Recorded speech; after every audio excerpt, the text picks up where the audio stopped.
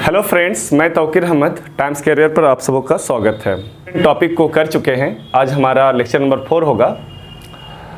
Topic start होने से पहले मैं आप लोग को बता देना चाहता हूं, और इससे पहले जो भी क्लास हुई है उसमें मैं नहीं बता पाया हूं आप लोग को। अभी थोड़ा सा वीडियो क्वालिटी उतना बेस्ट नहीं है, लेकिन मैं सेटअप बैठा रहा हूं और जल्द से जल्द वीडियो क्वालिटी को इम्प्रूव करेंगे, ठीक है। और दूसरी जो बात इम्पॉर्टेंट है कि प्रत्येक वीडियो लेक्चर का जो भी क्लास होती है, जैसे मान लीजिए कि आज क्लास हो गया, जो भी जितने भी टॉपिक होंगे 2, 3, 4, 5 टॉपिक होंगे, उस टॉपिक से रिलेटेड आपको जो है PDF प्रोवाइड की जाएगी, यानी नोट प्रोवाइड की जाएगी, ठीक है। मैं या तो टेलीग्राम में, या तो व्हाट्सएप ग्रुप में, या तो फिर ईमेल, जीमेल या डिफरेंट जो भी जो आपको पहुंचाने का जो स्रोत है उसके द्वारा मैं पहुंचाऊंगा। सबसे इम्पॉर्टेंट बात है कि पढ़ाई को ऐसा नहीं कि सिर्फ मैं पढ़ा रहा हूं और आप जो है उसको समझ नहीं रहे, नोट कर रहे हैं। नहीं मेरे दोस्त, पढ़ाई को समझना होगा कि कहना क्या चाहता है, वो प्रोसेस क्या है, कंसेप्ट क्या है, या फिर जो हम टॉपिक पढ़ रहे हैं वो हमारे लाइफ में क्या यूटिलाइज है, क्या उपयोग है। सपोज डैट मान लीजिए हम लोग प्रकाश के बारे में, ऑप्टिक्स के बारे में पढ़ रहे हैं। अभी वीडियो शूट हो रहा है और आपको मालूम है कि अगर अभी लाइट चली जाए तो पूरा डार्क हो जाएगा, अंधेरा हो जाएगा, आप मुझे देख नहीं सकते हैं। जो कंटेंट यहाँ पर है, जो बोर्ड में, वाइट बोर्ड में जो लिखे हुए रहेंगे, ठीक है, जो भी सामग्री या कंटेंट होंगे वो आपको दिखाई नहीं देगा। इसका मतलब है कि किसी भी ऑब्जेक्ट को देखने के लिए लाइट की क्या होती है, आवश्यकता होती है।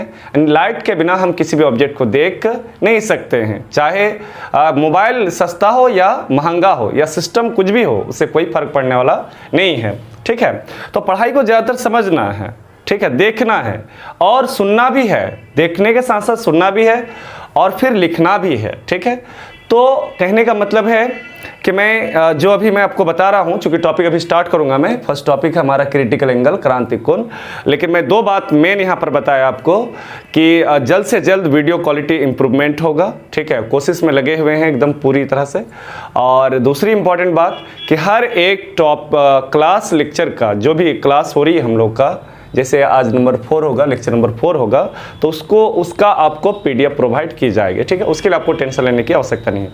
आप ज़्यादातर सुनिए। मुझे तो लगता है, मैंने अगले क्लास भी बताया था आप लोग को कि देखने से, सुनने से, बोलने से, लिखने से आपको ऑटोमेटिकली क्या हो जाएगा, याद हो जाएगा, रटना नहीं पड़ेगा, ठीक है। तो सुनिए, देखिए, लिखने से पहले आपको क्या हो जाएगा, याद हो जाएगा। आप ऐसे भी लिख सकते हैं।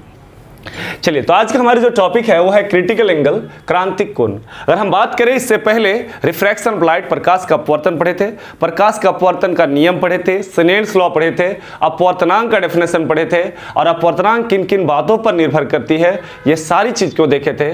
साथ ही साथ मैंने ये भी बताया था कि अलग अलग मीडियम में प्रकाश की चाल अलग अलग होती है, क्योंकि अलग अलग मीडियम का जो अपवर्तनांक है, रिफ्रैक्टिव इंडेक्स है, वो क्या होता है, अलग अलग होता है। आइए समझते हैं और देखते हैं कि क्रिटिकल एंगल किसे कहते हैं। बस आपको देखना है और समझना है, डेफिनेशन आपके सामने आगे खड़ा हो जाएगा, ठीक है। तो मान लो कि ये सरफेस है और ये सरफेस 2 मीडियम को सेपरेट करता है। ऊपर मान लो एयर है और नीचे वाटर है, ठीक है। इसी को हिंदी में सरल माध्यम कहते हैं, सरल माध्यम कहते हैं, ठीक है। इंग्लिश में रेयर मीडियम बोलते हैं, रेयर मीडियम कहते हैं, ठीक है। और ये जो वाटर है इसे सघन माध्यम कहते हैं, सघन माध्यम कहते हैं, ठीक है। और इंग्लिश में से जो है डेंसर मीडियम कहते हैं, डेंसर मीडियम कहते हैं। यस है, डेंसर मीडियम और रेयर मीडियम।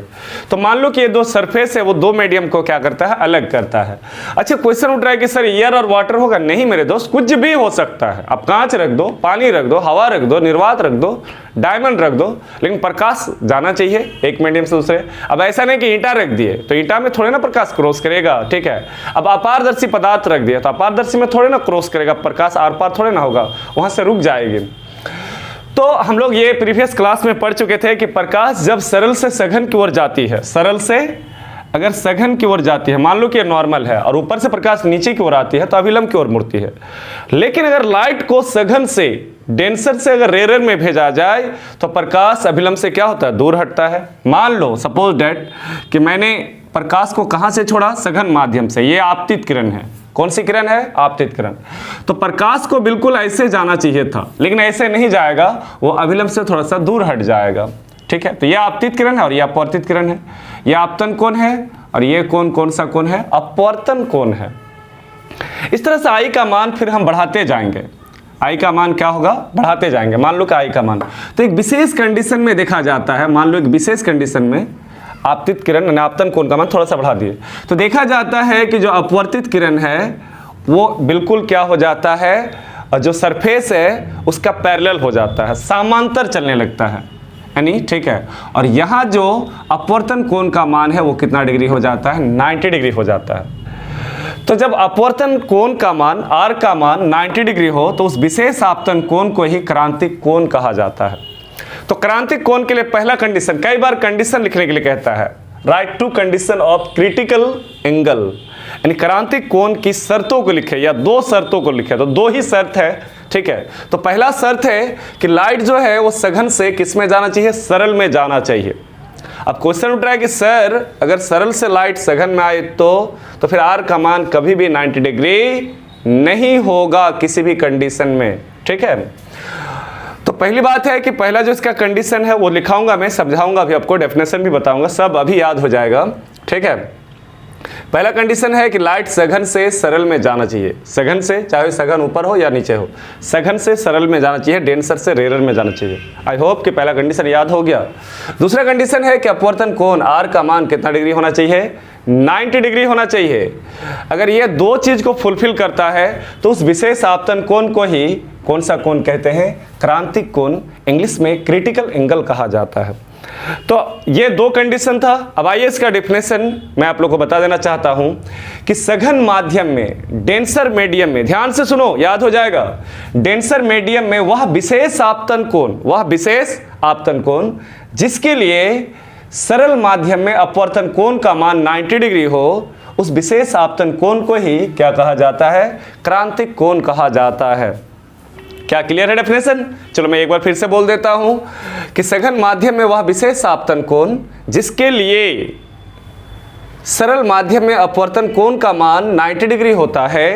अब क्वेश्चन से 90 डिग्री ना हो तो 90 डिग्री अगर नहीं होगा तो फिर उसे क्रांतिक कोण नहीं कहेंगे, सीधी सी बात है। ठीक है, तो सघन माध्यम में वह विशेष आपतन कोण जिसके लिए सरल माध्यम में अपवर्तन कोण का मान 90 डिग्री हो, उस आपतन कोण को ही क्या कहा जाता है? Critical angle.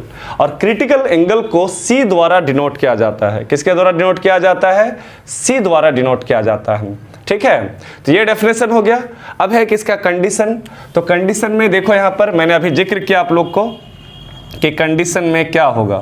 कंडीशन मतलब होता है शर्त या शर्त। ठीक, तो पहला कंडीशन ये है कि लाइट जो है वो सघन से सरल में जाना चाहिए। सघन से किस में जाना चाहिए? सरल में जाना चाहिए। दूसरा है R का मान कितना डिग्री होता है? 90 डिग्री। अपवर्तन कोण का मान क्या होता है?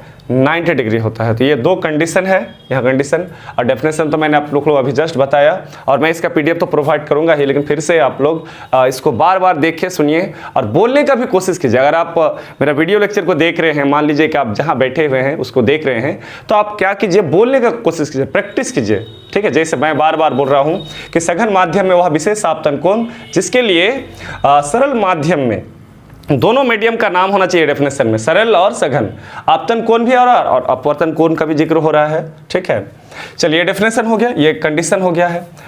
तो ये था हम लोग का क्रिटिकल एंगल का डेफिनेशन और ये कंडीशन कि प्रकाश सघन से सरल में जाना चाहिए और R का मान कितना डिग्री होना चाहिए? 90 डिग्री होना चाहिए। ऑब्जेक्टिव में भी पूछ सकता है ये। ठीक है, अच्छा एक और इम्पॉर्टेंट बात, अब हम लोग आगे की ओर बढ़ते हैं। ये हमारा क्रिटिकल एंगल का डेफिनेशन और कंडीशन हो गया। अब हम लोग इसका डेफिनेशन दे देते हैं, उसके बाद एक छोटा सा थ्योरी आएगा कि क्रांतिक कोण और अपवर्तनांक में क्या संबंध है, क्या रिलेशन है। वो रिलेशन मैं आप लोगों को प्रूव कर दूंगा, बता दूंगा, लेकिन पहले टोटल इंटरनल रिफ्लेक्शन का डेफिनेशन, पूर्ण आंतरिक परावर्तन का डेफिनेशन भी आप लोग ध्यान से देखिए और सुनिए इसको। देखो आई के लिए यहाँ पर आर था, आई का एक विशेष मान के लिए आर का मान कितना होता है 90 डिग्री। मान लो कि पानी में अगर 48 डिग्री के लिए आर का मान, अगर मान लो नीचे पानी है, अब पानी का क्रांतिक कोण मान लीजिए 48 डिग्री है और आर का मान अगर 90 डिग्री होता है तो उस 48 डिग्री को क्रांतिक कोण कहते हैं, किसका, पानी का। लेकिन अगर हम क्रांतिक कोण आपतन कोण का मान अगर क्रांतिक कोण से और बढ़ा दे, मान लो कि और थोड़ा सा हम बढ़ा दे मतलब क्या आई का मान सी से और बढ़ा दे, ठीक है, तो क्या होगा, तो इस सिचुएशन में प्रकाश पुनः उसी मीडियम में लौट आएगा, प्रकाश पुनः उसी मीडियम में क्या हो जाएगा, लौट आएगा और प्रकाश के परावर्तन के नियम का पालन करने लगेगा। इस बार जो है आई का मान ज़्यादा है, किसकी अपेक्षा, सी की अपेक्षा, क्रांतिक कोण की अपेक्षा, ठीक है। ध्यान से देखो कि जब आपतन कोण का मान क्रांतिक कोण से थोड़ा सा भी अगर मान लो कि आई का मान थोड़ा सा भी सी से बढ़ा दिया जाए, मान लो मैंने अभी जिक्र किया ना कि पानी के लिए 48 डिग्री अगर है तो आर का मान अगर 90 डिग्री होता है तो 48 की जगह हम 49 डिग्री कर देंगे तो प्रकाश इस बार आर का मान 90 डिग्री नहीं होगा, प्रकाश पुनः उसी मीडियम में, जिस मीडियम से जाएगा पुनः उसी मीडियम में लौट आएगा और आई का मान आर के मान के क्या हो जाएगा, बराबर हो जाएगा। और इस घटना को ही पूर्ण आंतरिक परावर्तन, इंग्लिश में कहते हैं टोटल इंटरनल रिफ्लेक्शन कहा जाता है, पूर्ण आंतरिक परावर्तन कहा जाता है। तो ध्यान से एक बार डेफिनेशन को सुनिए। सघन माध्यम में यानी डेंसर मीडियम में जब आपतन कोण का मान क्रांतिक कोण से थोड़ा सा बढ़ा दिया जाए, आपतन कोण का मान यानी आई का मान जब क्रांतिक कोण से थोड़ा सा बढ़ा दिया जाए तो प्रकाश पुनः उसी मीडियम में लौट आती है, साथ ही साथ परावर्तन के नियमों का पालन करती है। इस घटना को ही क्या कहा जाता है, पूर्ण आंतरिक परावर्तन कहा जाता है, ठीक है। इसका भी दो कंडीशन है।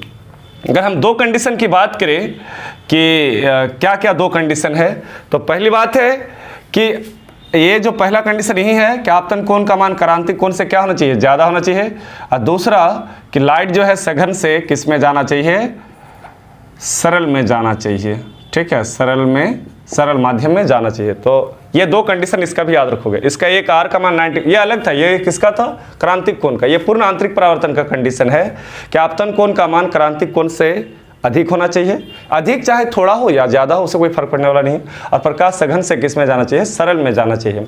तो आई होप कि इसका डेफिनेशन और कंडीशन याद हो गया होगा। एक बार मैं फिर से रिपीट कर देता हूँ कि जब आप पहला मीडियम का नाम लीजिएगा, सघन माध्यम में जब आपतन कोण का मान क्रांतिक कोण से थोड़ा सा बढ़ा दिया जाए तो प्रकाश पुनः उसी मीडियम में लौट आती है, साथ ही साथ परावर्तन के नियमों का पालन करती है। इस घटना को ही पूर्ण आंतरिक परावर्तन कहा जाता है, ठीक है। और दो कंडीशन है कि आपतन कोण का मान क्रांतिक कोण से थोड़ा सा अधिक होना चाहिए और प्रकाश सघन से सरल में जाना चाहिए, ठीक है।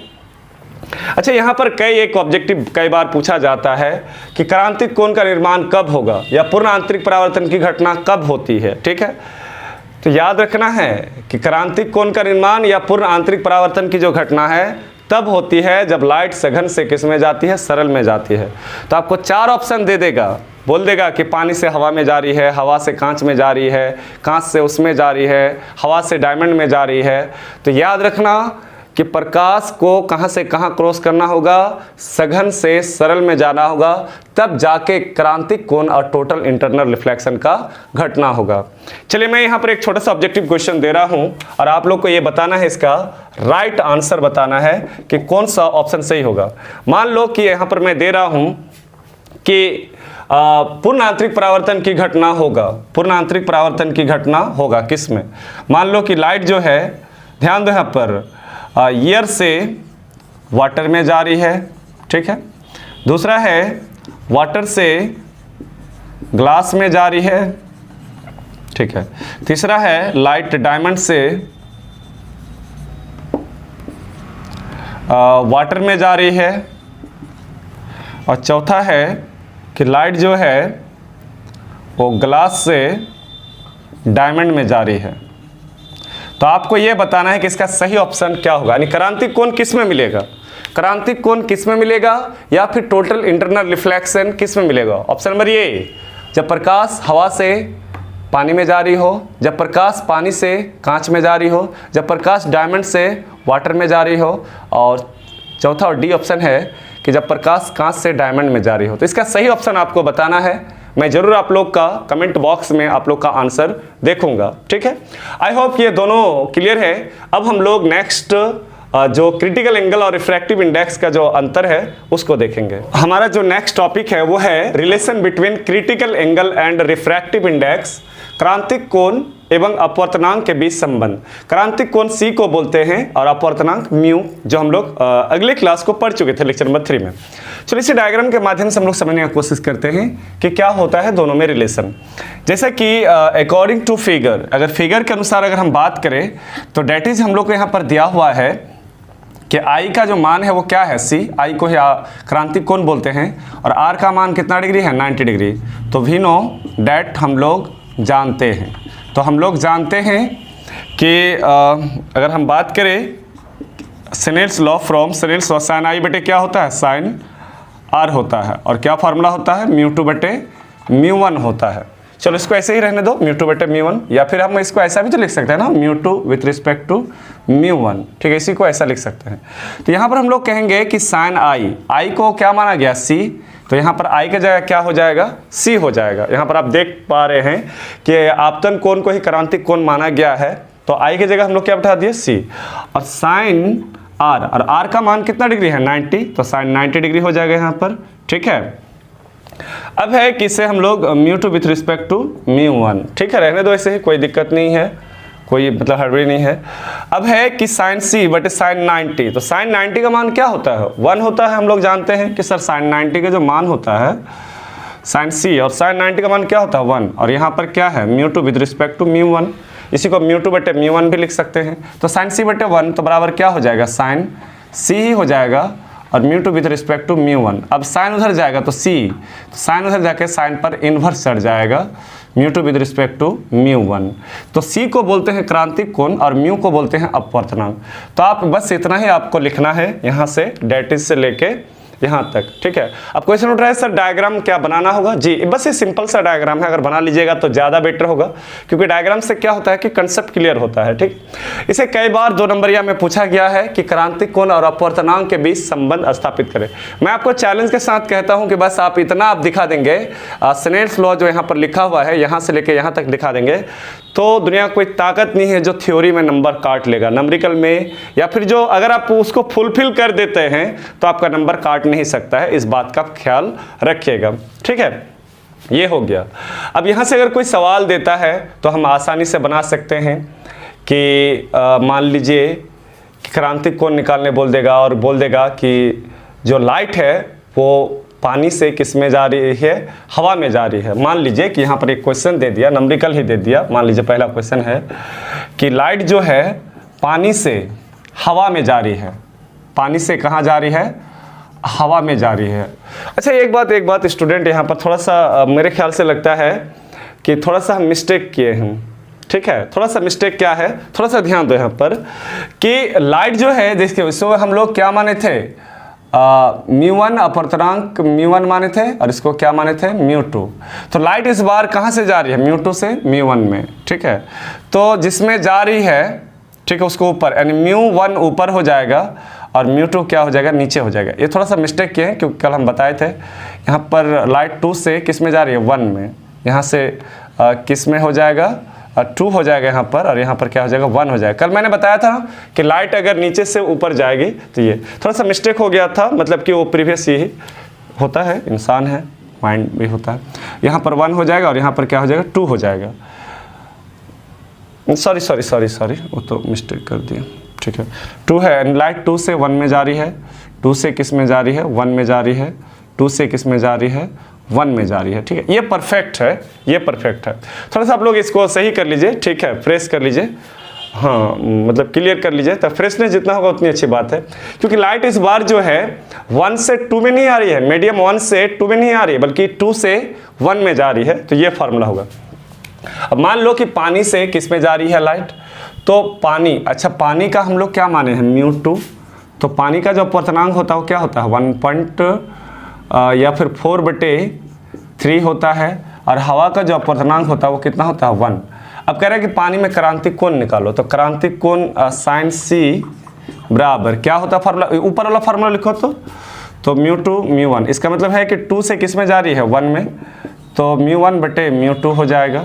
तो साइन C बराबर μ1 का मान क्या है 1 और μ2 का मान क्या है 4/3। तो 3 चला जाएगा ऊपर, 3 बटे क्या हो जाएगा 4, यानी C बराबर साइन उधर जाकर साइन इन्वर्स 3/4 हो जाएगा। ठीक है, ये ध्यान रखना है।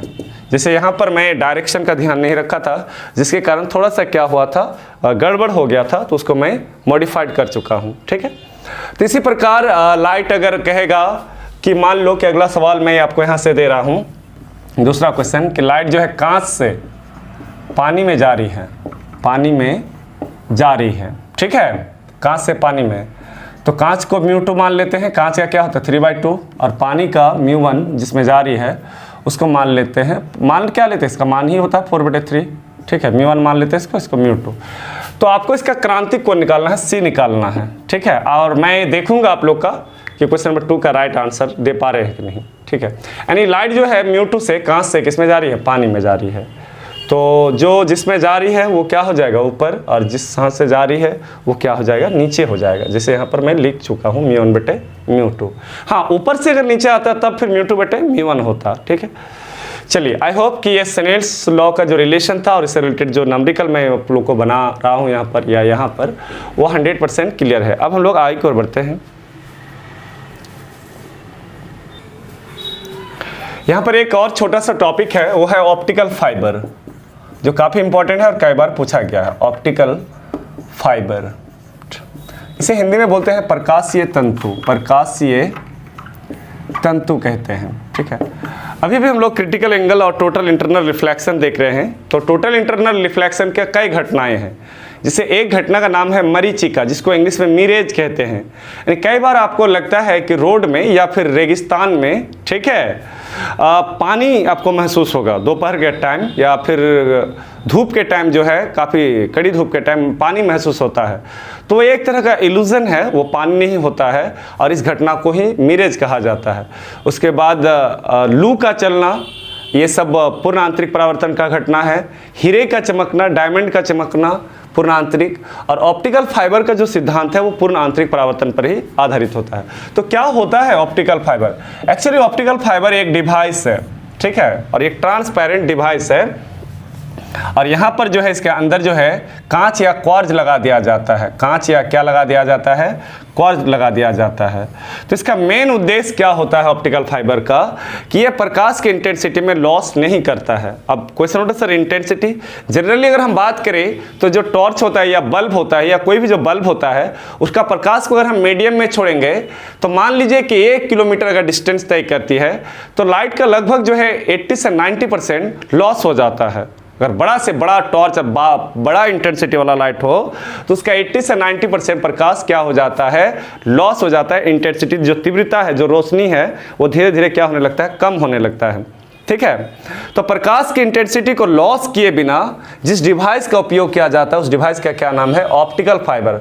जब इसमें प्रकाश को छोड़ा जाता है तो देखा जाता है कि प्रकाश की इंटेंसिटी में मिनिमम लॉस होता है। आप यकीन मानिए कि प्रकाश अगर 1 किलोमीटर डिस्टेंस तय करे तो प्रकाश में सिर्फ 1 या 2% ही उसकी इंटेंसिटी में लॉस होती है, और 98 से लेकर 99% तक जो प्रकाश की इंटेंसिटी है वो वही रहता है जो पहले रहता है। ठीक है, इसका मतलब है कि ऐसा डिवाइस या ऐसा प्रकाशीय उपकरण जो प्रकाश के इंटेंसिटी में लॉस किए बिना काफ़ी लॉन्ग डिस्टेंस तय करता है, उसे क्या कहा जाता है? ऑप्टिकल फाइबर कहा जाता है।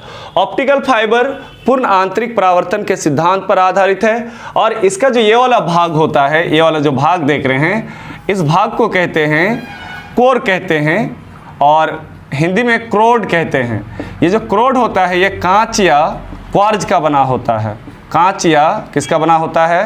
क्वार्ज का बना होता है। ठीक है, तो ये भी कई बार ऑब्जेक्टिव पूछा गया है कि ऑप्टिकल फाइबर किसके सिद्धांत पर आधारित है? तो टोटल इंटरनल रिफ्लेक्शन के सिद्धांत पर आधारित है। दूसरा, किसका जो क्रोड है वो किस चीज़ का बना होता है? कांच या क्वार्ज का बना होता है। इसका मेन उद्देश्य है कि प्रकाश की इंटेंसिटी में लॉस किए बिना काफ़ी लॉन्ग डिस्टेंस तक तय करना। इसका कई बार उपयोग पूछा है, किसका? ऑप्टिकल फाइबर का। अगर हम उपयोग नंबर 1 पहला उपयोग बात करें तो सबसे ज़्यादा इसका उपयोग किया जाता है मेडिकल साइंस में, खास करके कान का डॉक्टर, आँख का डॉक्टर, ठीक है, नाक का डॉक्टर या पेट का डॉक्टर जो होते हैं उस चीज़ में किया जाता है। मेडिकल साइंस में एंडोस्कोपी करने के लिए इसका ज़्यादातर उपयोग किया जाता है। किसका? ऑप्टिकल फाइबर का। दूसरा, कम्युनिकेशन सिस्टम में भी इसका काफ़ी उपयोग किया जाता है। कम्युनिकेशन यानी संचार प्रणाली में, जैसे कि बड़े बड़े आप देखते होंगे कि टावर खड़ा है और वहाँ पर रेडिएशन निकलता है और उसका जो ये होता है प्लेट होता है वो काफ़ी बड़ा होता है, तो वहीं पर जो है इसका प्रयोग किया जाता है। किसका? ऑप्टिकल फाइबर का। तो पहला है मेडिकल साइंस में, ठीक है। दूसरा है कम्युनिकेशन सिस्टम में, कम्युनिकेशन सिस्टम संचार प्रणाली, मेडिकल साइंस आप लोग जानते हैं, ठीक है। और तीसरा जो है सजावटी में भी इसका उपयोग होता है, डेकोरेशन में भी, सजावटी में भी इसका उपयोग होता है। तो 3 उपयोग है, पहला है मेडिकल साइंस, दूसरा है कम्युनिकेशन सिस्टम और तीसरा है सजावटी, डेकोरेशन में भी इसका उपयोग होता है। तो डेफिनेशन तो आप लोग को मैं पहले ही बता चुका हूँ कि वह प्रकाशीय उपकरण जो प्रकाश की इंटेंसिटी में लॉस किए बिना काफ़ी लॉन्ग डिस्टेंस तय करती है, यानी प्रकाश तय करती है, उसे ऑप्टिकल फाइबर कहते हैं। यह पूर्ण आंतरिक परावर्तन के सिद्धांत पर आधारित है। इसका जो कोर या क्रोड होता है कांच या क्वार्ज का बना होता है। इसका मेन उपयोग मेडिकल साइंस में, कम्युनिकेशन सिस्टम में और सजावटी में किया जाता है। तो आज हम लोग ओवरऑल देखा जाए तो 4 टॉपिक किए। पहला टॉपिक है क्रिटिकल एंगल, क्रांतिक कोण किसे कहते हैं। दूसरा है टोटल इंटरनल रिफ्लेक्शन और तीसरा जो है वो है relation between critical angle and refractive index और चौथा है ऑप्टिकल फाइबर, प्रकाशीय तंतु। तो ये चारों में से कोई एक शॉर्ट क्वेश्चन इस बार पूछ सकता है। मात्र 15 से 20 मिनट का वीडियो है, इसको आप लोग अच्छी तरह से 1-2 बार देख लीजिए, सब याद हो जाएगा। मिलते हैं फिर नेक्स्ट वीडियो में।